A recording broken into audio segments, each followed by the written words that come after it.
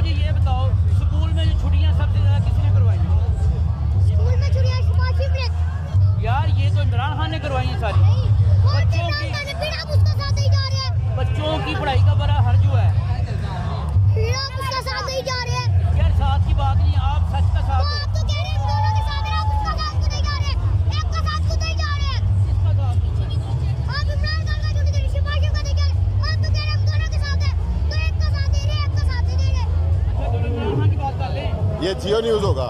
इमरान खान ये करते हैं, इमरान खान का कोई अच्छा काम बताओ। दूसरी चीजें सस्ती की है, सब कुछ सस्ता किया है।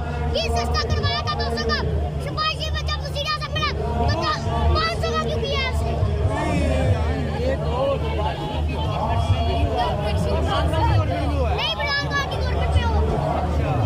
अच्छा ये बताओ आप जब सब कुछ शबाशी में गवर्नमेंट में हुआ है। मुझे ये बताओ, स्कूल जाते हो? ये वही है जो वायरल नहीं हुआ। हमारे पास पैसे नहीं है, हम खुद नहीं ले आते हैं हमसे। चल सब हम इमरान खान को सपोर्ट करने हैं, दुनिया दिखाने हैं कितनी ज्यादा दुनिया।